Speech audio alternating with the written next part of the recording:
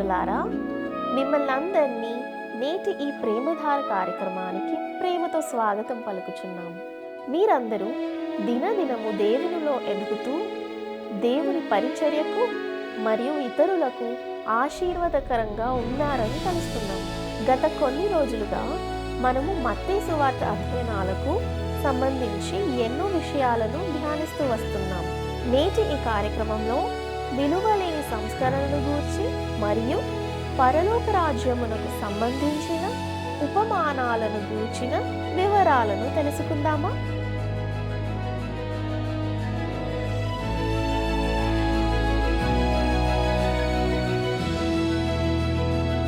ప్రియులారా, నేటి మన ఈ పాఠంలో మనము మత్తయి సువార్త 12వ అధ్యాయము 43 నుండి 13వ అధ్యాయము 9వ వచనం వరకు ధ్యానించుకోబోతున్నాం.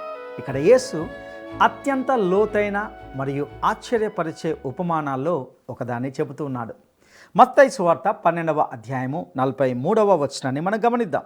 అపవిత్రాత్మ ఒక మనిషిని వదిలిపోయిన తర్వాత అది విశ్రాంతి వెదుకుచు నీరు లేని చోట్ల తిరుగుచుండును. ఒక వ్యక్తిలో అపవిత్రాత్మ ఉంటుంది. ఆ అపవిత్రాత్మ అతన్ని విడిచిపెడుతుంది. ఆ వ్యక్తి తాను పూర్తిగా బాగుపడ్డానని భావిస్తాడు. అప్పుడు ఏం జరుగుతుంది? 12వ అధ్యాయము 44, 45 వచనాలను మనం గమనిద్దాం. విశ్రాంతి దొరకనందున నేను వదిలి వచ్చిన నా ఇంటికి తిరిగి వెళ్ళుదును అనుకొని వచ్చి ఆ ఇంట ఎవరునూ లేక అది ఊడ్చి అమర్చి ఉండుట చూచి వెళ్ళి తనకంటే చెడ్డవైన మరి 7 దయ్యములను వెంటబెట్టుకొని వచ్చును. అవి దానిలో ప్రవేశించి అక్కడనే కాపురముండును. అందుచేత ఆ మనుషుని కడపటి స్థితి మొదటి స్థితి కంటే చెడ్డదగును. అలాగే ఈ దుష్టతరము వారికిని సంభవించుననెను. మరో మాటలో చెప్పాలంటే సంస్కరణ వల్ల ప్రయోజనం లేదు. నా ప్రియమిత్రమా, మీరు చాలా పనులు అలవాట్లు చేయడం మానేయవచ్చు, కానీ అది మిమ్మల్ని క్రైస్తవునిగా చేయదు. పాపం చేయడం మానేయడం వల్ల ఎవరు క్రైస్తవులుగా మారరు.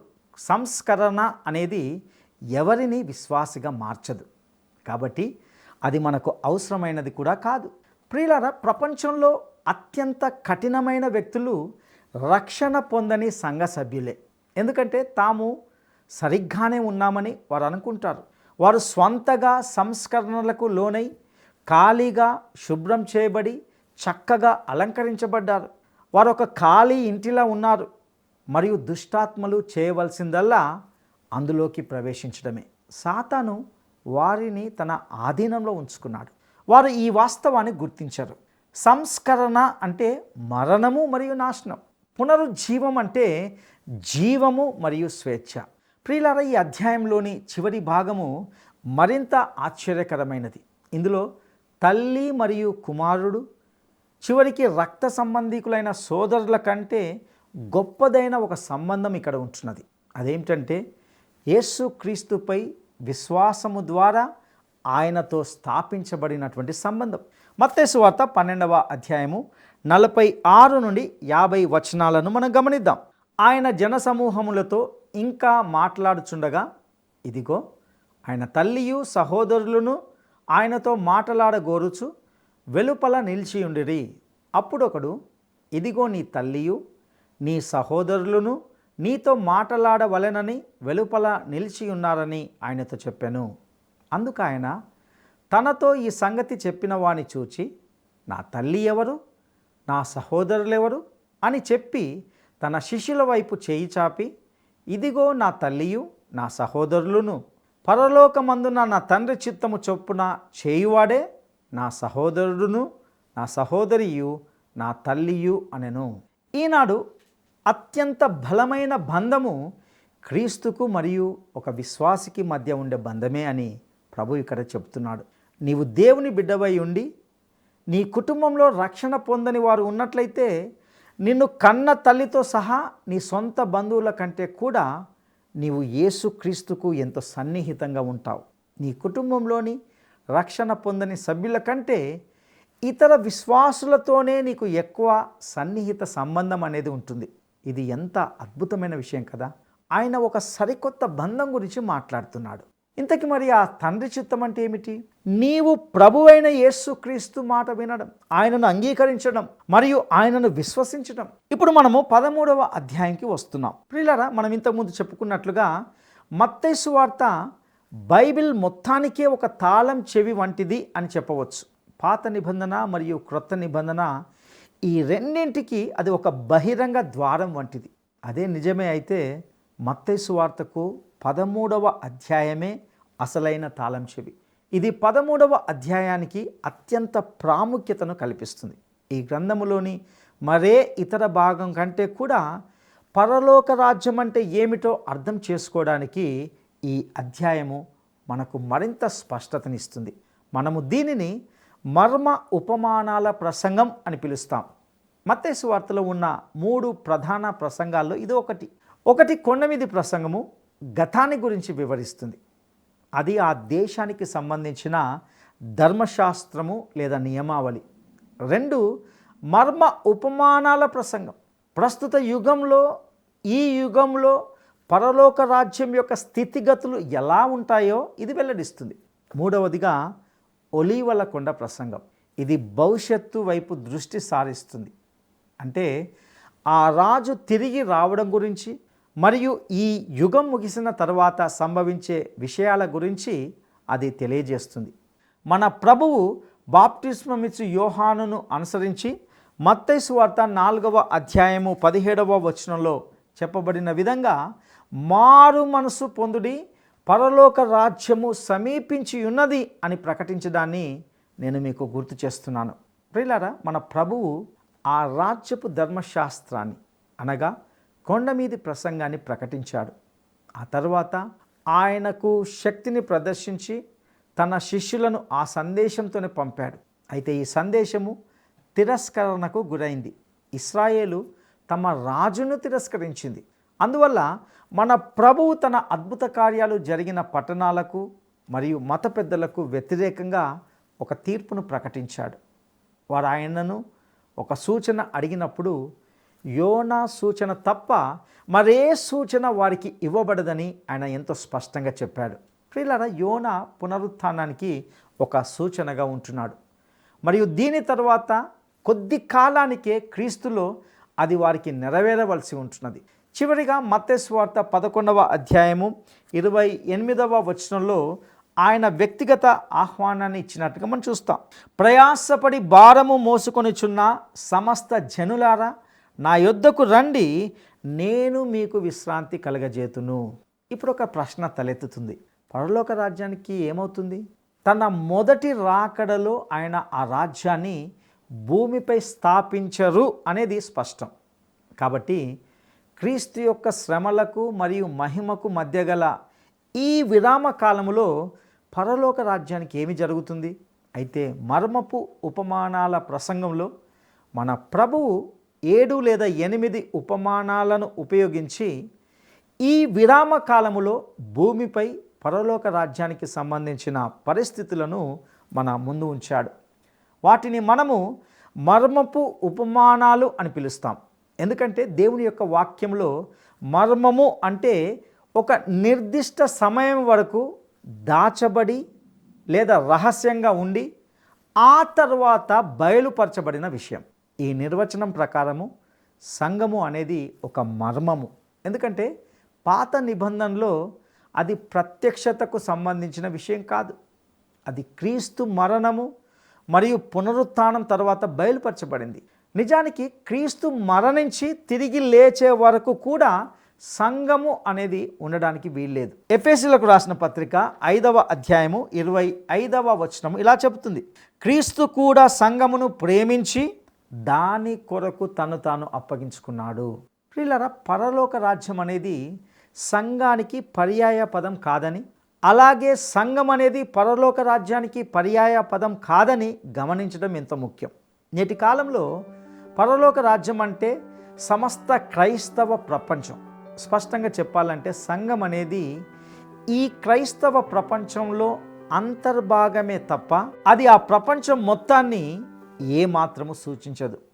ఈ మర్మపు ఉపమానాలు ఇశ్రాయేలుకు రాజ్యం సమర్పించబడి వారిచే తిరస్కరించబడిన తదనంతరము ఆ రాజ్యము పయనించే దిశను సూచిస్తాయి. క్రీస్తు తిరస్కరించబడిన సమయానికి ఆయన రాజుగా ఈ భూమికి తిరిగి వచ్చే సమయానికి మధ్య ఏమి జరగబోతుందో ఇవి వెల్లడిస్తాయి. ఈ ఉపమానాల ద్వారా ఇశ్రాయేలు చేత తాను తిరస్కరించబడిన సమయం నుండి తన రాజ్యాన్ని స్థాపించడానికి ఈ భూమికి తిరిగి వచ్చే సమయం వరకు గల పూర్తి కాలాన్ని మన ప్రభువు ఇందులో వివరిస్తూ ఉన్నాడు. నేను వీటిని అత్యంత ముఖ్యమైనవిగా పరిగణిస్తాను. ఇప్పుడు మనము 13వ అధ్యాయాన్ని ప్రారంభిస్తున్నప్పుడు యేసు యొక్క చర్యలే ఆసక్తికరంగా ఉన్నాయని చూస్తాం. ఇక మత్తయి సువార్త 13వ అధ్యాయము 1-2 వచనాలను మనం గమనిద్దాం. ఆ దినమందు యేసు ఇంట నుండి వెళ్ళి సముద్ర తీరమున కూర్చుండెను. బహుజన సమూహములు తన యొద్దకు కూడి వచ్చినందున ఆయన దోణి ఎక్కి కూర్చుండెను. ఆ జనులందరూ ధరిని నిలిచి ఉండగా. ప్రియులారా, ఇక్కడ దాగి ఉన్న ప్రతీకాత్మను కొంత గమనించండి. ఆ దినమందు యేసు ఇంట నుండి వెళ్ళి, ఇది ఇశ్రాయేలు ఇంటిని సూచిస్తుంది. అదేవిధంగా సముద్ర తీరమున కూర్చుండెను. ఇక్కడ సముద్రము అన్యజన దేశాలకు ప్రతీకగా నిలుస్తుంది. మన ప్రభువు ఇశ్రాయేలు దేశాన్ని విడిచిపెట్టి ప్రపంచం వైపు మళ్ళుతున్నాడు. తను రాజుగా తిరిగి వచ్చేంత వరకు ఈ ప్రపంచంలో జరగబోయే విషయాల గురించి ఆయన ఇప్పుడు బోధిస్తున్నాడు. ఈ చర్య ఆయన పద్ధతిలో జరిగిన ఒక గొప్ప మార్పును సూచిస్తుంది. ఆయన మాటలు వినడానికి గొప్ప జన సమూహాలు గుమిగూడాయి. ఆయన ఒక దోణి ఎక్కి కూర్చున్నాడు. ప్రజలు ఒడ్డున నిలబడి ఉండగా ఆయన వారితో మాట్లాడడం ప్రారంభించాడు. ఇక విత్తువాని ఉపమానాన్ని గురించి చూద్దాం. ఈ అధ్యాయంలో మన ప్రభువు అనేక ఉపమానాలను చెప్పినప్పటికీ ఆయన వాటిలో రెండింటిని మాత్రమే వివరిస్తాడు. విత్తువాడి ఉపమానము మరియు గోధుమలు గురుగుల ఉపమానం. ఆయన ఇచ్చిన ఈ వివరణ మిగిలిన ఉపమానాల్లో దాగి ఉన్న సంకేతాలకు ఒక మార్గదర్శకంగా నిలుస్తుంది.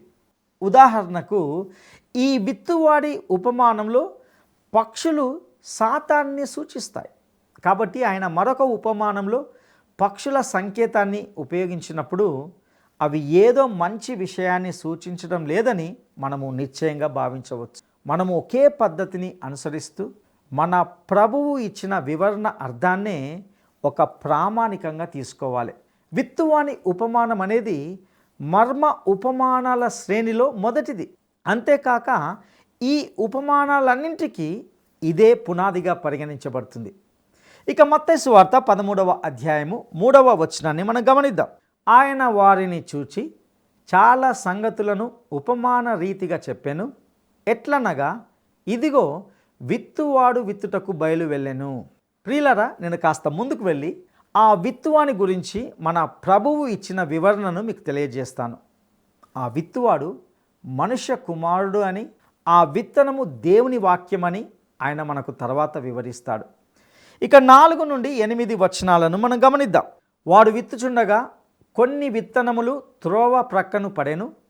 పక్షులు వచ్చి వాటిని మృంగివేసెను. కొన్ని చాలా మన్ను లేని రాతి నేలను పడెను. అక్కడ మన్ను లోతుగా ఉన్ననందున అవి వెంటనే మొలిచెను. కానీ సూర్యుడు ఉదయించినప్పుడు అవి మాడి వేరు లేనందున ఎండిపోయెను. కొన్ని ముండ్ల పొదల్లో పడెను. ముండ్ల పొదలు ఎదిగి వాటిని అణచివేసెను. కొన్ని మంచి నేలను పడి ఒకటి 100 ఒకటి 60 ఒకటి 30 ఫలించెను. ప్రియులారా, పాలస్తీనా ప్రాంతంలో విత్తనాలు విత్తడం అనేది ఒక అత్యంత సుపరిచితమైన దృశ్యం. వారు చాలా సాధారణమైన నాగలితో నేల ఉపరితల భాగాన్ని లేదా పై భాగాన్ని మాత్రమే కొద్దిగా అలా గీరేవారు. కొన్నిసార్లు వారు ఆ మాత్రం పని కూడా చేసేవారు కాదు. ఆ తర్వాత విత్తువాడు పొలంలోకి వెళ్ళి విత్తనాలను నేల మీద వెదజల్లేవాడు. నేటికి మన దేశంలో వసంతకాలం వచ్చినప్పుడు గ్రామాల్లోని రైతులు గోధుమలు, మొక్కజొన్న మరియు పత్తి విత్తనాలను విత్తుతుండడం మనం చూడవచ్చు. ఇది మనకెంతో సుపరిచితమైన దృశ్యం.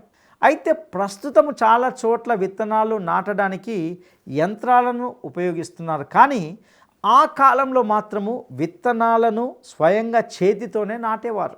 ప్రియులారా, నేను ఇంతకుముందు ప్రస్తావించినట్లుగా విత్తనాలు నాటేవాడు అనగా విత్తువాడు ప్రభువైన యేసుకు సూచించబడింది. 37వ వచనంలోని గోధుమలు మరియు గురుగుల గురించిన ఉపమానం ద్వారా మనము ఈ విషయాన్ని గ్రహించవచ్చు. విత్తనాలను నాటేది ప్రభు అయిన యేసుక్రీస్తు మాత్రమే. నేటి ప్రపంచంలో ఆయన చేస్తున్న పనిని ఇది ఖచ్చితంగా నిర్వచిస్తుందని నేను భావిస్తున్నాను.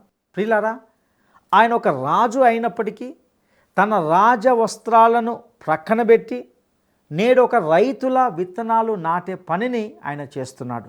అయినప్పటికీ ఆయన ఇప్పటికీ రాజే. 19వ వచనం ద్వారా మనము తెలుసుకునేది ఏమిటంటే ఆ విత్తనము దేవుని యొక్క వాక్యాన్ని సూచిస్తుంది. 38వ వచనం ప్రకారము పొలము ప్రపంచానికి ప్రతీకగా నిలుస్తుంది. అది ప్రపంచమే తప్ప సంఘం కాదు. మనం ఇక్కడ ప్రపంచ పరిస్థితుల గురించి మాట్లాడుతున్నాం. ఆ దృశ్యం ఇలా ఉంటుంది. ప్రపంచంలో సంఘం ఒకవైపు ఉంది, దానికి వెలుపల క్రీస్తును అంగీకరించని అసంఖ్యాక ప్రజలు ఉంటున్నారు. దేవుని యొక్క వాక్యము ఒకరికి ఇవ్వబడుతుంది, అలా మరొకరికి ఇవ్వబడుతుంది, ఇంకొకరికి కూడా ఇవ్వబడుతుంది. అయితే కొందరు దానిని అంగీకరిస్తారు, మరికొందరు అంగీకరించరు. ప్రతి ఒక్కరూ దానిని స్వీకరించకపోయినప్పటికీ విత్తనం నాటడమే మన పని. అయితే విత్తనాలు నాటే ఈ మహత్తర కార్యక్రమ బాధ్యత ప్రభు అయిన యేసుదే. ఇందులో పని చేయడానికి ఆయన నాకు కూడా ఒక చిన్న స్థలాన్ని కేటాయించాడు. విత్తనాలు నాటడమే నా పని. ఇక్కడ నేను ఒక విషయాన్ని స్పష్టంగా చెప్పాలని అనుకుంటున్నాను. ఈరోజు విత్తనాలు నాటడానికి ఉద్దేశించిన రోజు. నేను అనవసరమైన సూక్ష్మ భేదాల జోలికి వెళ్ళదలుచుకోలేదు. కానీ పంట కోత అనేది ప్రస్తుతానికి సంబంధించిన విషయం కాదు.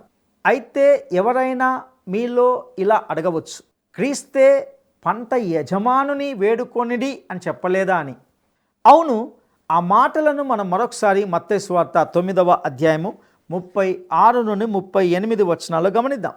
ఆయన సమూహములను చూచి వారు కాపరి లేని గొర్రెల వలె విసికి చెదరి ఉన్నందున వారి మీద కనికరపడి కోత విస్తారమే కానీ పనివారు కొద్దిగా ఉన్నారు గనుక తన కోతకు పనివారిని పంపుమని కోత యజమానుని వేడుకొనుడని తన శిష్యులతో చెప్పెను.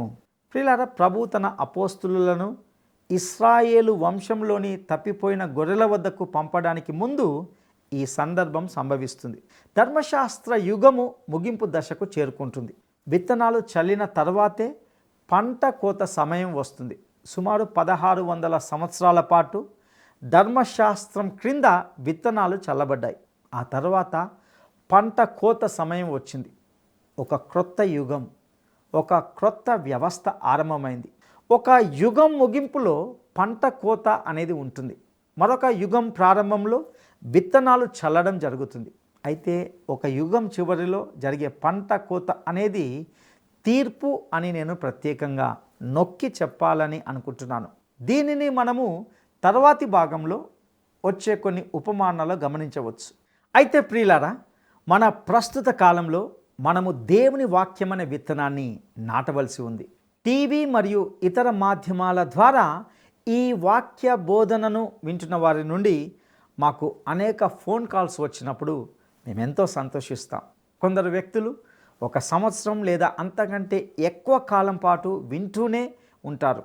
చివరికి ఆ విత్తనం మొలకెత్తి ఫలాలను ఇస్తుంది. ఈ లోకంలో ఉన్నంత కాలము విత్తనము నాటడమే మా పని.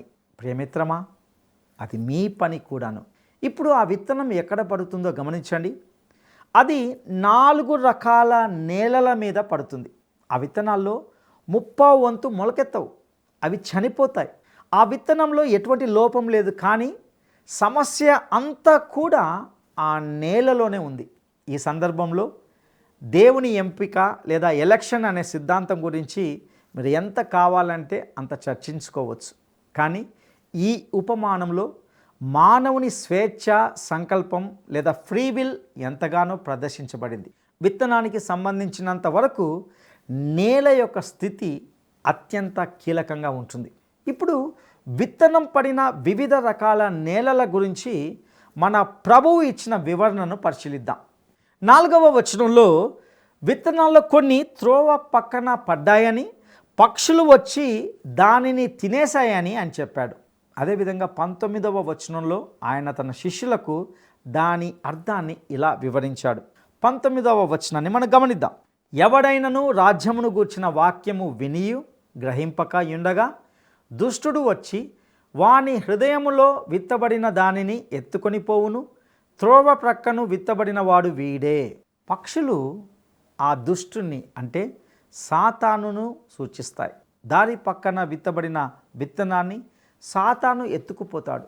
ప్రతి సంఘ సభ్యుడు తన సొంత హృదయాన్ని పరీక్షించుకునేలా ప్రేరేపించాల్సిన విషయం ఇది. నా ప్రియమిత్రమా, దీనిని వేరొకరికి అన్వయించుకోకుండా నీకే అన్వయించుకోగలవు. ఈ త్రోవ పక్కన ఉన్న నేల పైకి క్రైస్తవులమని చెప్పుకునే సంఘ సభ్యులను సూచిస్తున్నట్లుగా కనిపిస్తుంది. వారు దేవుని వాక్యాన్ని విన్నారు, కానీ అది విశ్వాసంతో కూడిన వినికిడి కాదు. ఆ వాక్యము విశ్వాసముతో మిళితం కాలేదు. ఒకవేళ మిళితమైనా సరే అది కేవలము తల ఊపి ఆమోదం తెలిపే ఒక మొక్కుబడి లేదా మేధోపరమైన విశ్వాసం మాత్రమే. మరొక మాటలో చెప్పాలంటే ఇటువంటి వారికి క్రైస్తవ్యము అనేది ఒక అనుబంధ విషయంగా మాత్రమే అవుతుంది. ప్రియులారా, వారికి సంఘంలో సభ్యుడిగా ఉండడం అనేది ఏదో ఒక క్లబ్లోనో లేదా సంఘంలోనో సభ్యునిగా ఉండడం లాంటిదే. ఈ వ్యక్తులు ఒక రకంగా గడ్డగట్టిపోయినటువంటి స్థితిలో ఉంటున్నారు. మనము వీరిని మన సంఘాల్లో చూడడమే కాకుండా వీరిలో కొందరు సంఘం నుండి దూరం అయిపోయి వివిధ తప్పుడు బోధలతో కూడిన సిద్ధాంతాల్లో చిక్కుకుపోయారు అనేది ఎంతో వాస్తవం. ఇక రెండవ గుంపును రాతి నేల సూచిస్తుంది. మత్తయి సువార్త 13వ అధ్యాయము 20-21 వచనాలను మనం గమనిద్దాం. రాతి నేలను విత్తబడిన వాడు వాక్యము విని వెంటనే సంతోషముతో దానిని అంగీకరించువాడు. అయితే అతనిలో వేరు లేనందున అతడు కొంతకాలము నిలుచును, కానీ వాక్యము నిమిత్తము శ్రమయైనను హింసయైనను కలుగగానే అభ్యంతరపడును. ప్రియులారా, ఈ రాతి నేల వంటి వారు మొదటి గుంపుకి పూర్తిగా వ్యతిరేకం. త్రోవ ప్రక్కన వినువారి నుండి వాక్యాన్ని తీసివేసింది అపవాది. కానీ ఈ గుంపు విషయంలో దోషి వారి శరీరమే. వారు గడ్డ కట్టే చలిలో ఉండడానికి బదులుగా పొయ్యిలో ఉన్నట్లుగా ఉంటారు. అనగా వెచ్చగా భావోద్వేగంతో కన్నీళ్లు కార్చుతూ తీవ్రంగా కదిలించబడతారు. ఇటువంటి వారు ఆరాధన సమయంలో ఒక ప్రయోగానికి సిద్ధంగా ఉన్న రాకెట్ లాగా గొప్ప హడావుడి చేస్తారు, కానీ వారు ఎప్పటికీ సరి అయిన కక్షలోకి వెళ్ళరు. ప్రత్యేక కూడికల సమయంలో వారికి గొప్ప ఉత్సాహము శక్తి ఉంటాయి, కానీ కూడికలు ముగిసిన వెంటనే వారు కాలిపోయిన క్రొవ్వొత్తుల వలె ఉంటారు. గొప్ప కూడికలు జరుగుతున్నప్పుడు వారు నిజంగా ఎంతో ఉత్సాహపడతారు, కానీ వారికి క్రీస్తుతో ఎటువంటి నిజమైన సంబంధం అనేది ఉండదు. అది కేవలము ఒక భావోద్వేగపరమైన ఉచ్చస్థితి మాత్రమే. ఎందుకంటే వారు రాతి నేల గల గుంపుకు చెందినవారు. ఇక మూడవ వర్గంలోని శ్రోతలు ముళ్ళ నేల వంటి వారు. 22వ వచనాన్ని మనం గమనిద్దాం.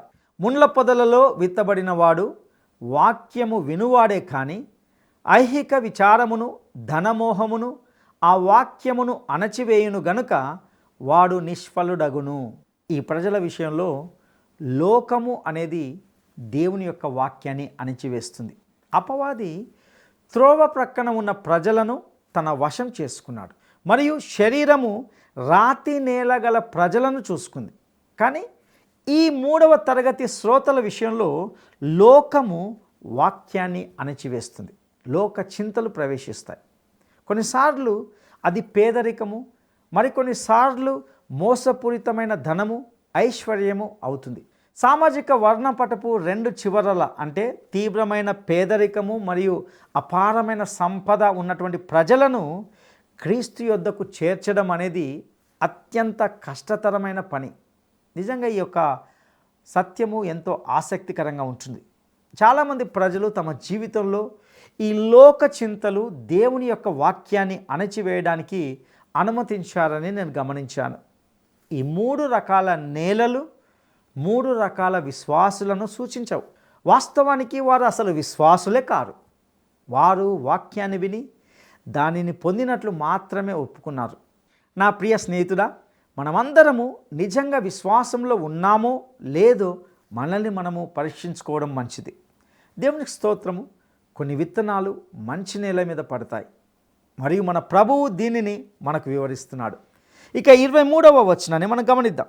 మంచి నేలను విత్తబడిన వాడు వాక్యము విని గ్రహించువాడు. అట్టివారు సఫలులై ఒకడు 100 ఒకడు 60 ఒకడు 30 ఫలించుననెను. చూసారా ప్రియులారా, వీరే వాక్యాన్ని పొంది దానిని గ్రహించేవారు.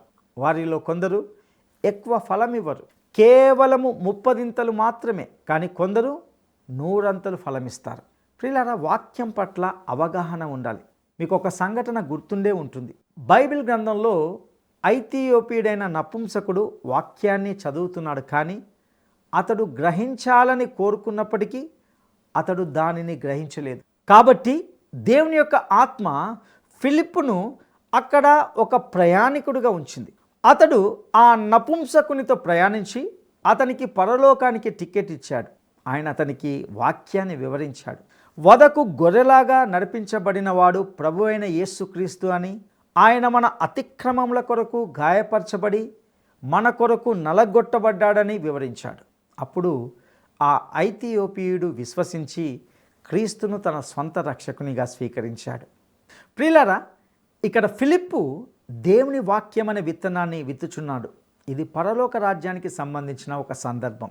ఎందుకంటే విత్తువాడైన ప్రభు అయిన యేసుక్రీస్తు లోకంలో దేవుని వాక్యం అనే విత్తనాన్ని విత్తుచున్నాడని, ఆ వాక్యాన్ని విశ్వసించగోరే వారి హృదయాలకు పరిశుద్ధాత్మ అన్వయింపజేయుచున్నాడని ఇది వెల్లడి చేస్తుంది. మన ప్రభువు విత్తువాని ఉపమానాన్ని చెప్పిన తర్వాత ఆయన ఒక అత్యంత ఆసక్తికరమైన విషయాన్ని పలికాడు. మత్తయి సువార్త 13వ అధ్యాయము 9వ వచనాన్ని మనం గమనిద్దాం. చెవులు గలవాడు వినుగాక. ప్రియులారా, మన తలలకు ఇరువైపులా చెవులు అని పిలువబడే అవయవాలు ఉన్నప్పుడు మనము ఆయన మాటలను వినలేమా? వినగలము, కానీ గ్రహించడంలోనే తేడా ఉంది. ఇక ఈ ప్రశ్నకు ప్రభువు ఇచ్చిన సమాధానాన్ని వచ్చే పాఠంలో తెలుసుకుందాం. సర్వశక్తిమంతుడైన దేవుడు మీకు తోడయుండి నడిపించునుగాక. దైవాశీస్సులు.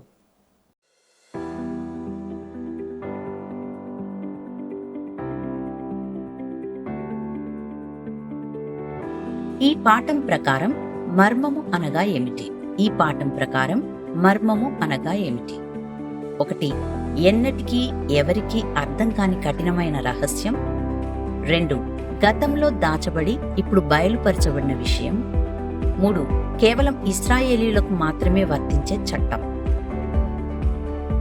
ఈ ప్రశ్నకు సరైన జవాబును ఈ వాట్సాప్ నంబర్కు పంపండి.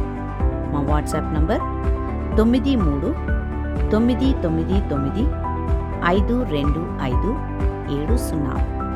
ఈ ఆధ్యాత్మిక సందేశాల ద్వారా దేవుడు మీతో వ్యక్తిగతంగా మాట్లాడుతూ ఉన్నాడని, ఇందలి సత్యాలు మీ ఆధ్యాత్మిక జీవితాలకు దోహదకరంగా ఉన్నాయని తలుస్తున్నాము. మీ అభిప్రాయాలు, సందేహాలు, ప్రార్థన మనవులు మాతో పంచుకుంటారు కదూ. ఈ స్క్రీన్ మీద ఉన్న ఫోన్ నంబర్ ద్వారా మమ్మల్ని సంప్రదించగలరు. మేము మీ కొరకు క్రమంగా ప్రార్థిస్తున్నాం. సర్వశక్తిమంతుడైన దేవుడు మీకు తోడై ఉండునుగాక. మీకు నచ్చిందా? అయితే వెంటనే మిస్డ్ కాల్ ఇవ్వండి. బహుమతి పొందే విజేత మీరే కావచ్చు.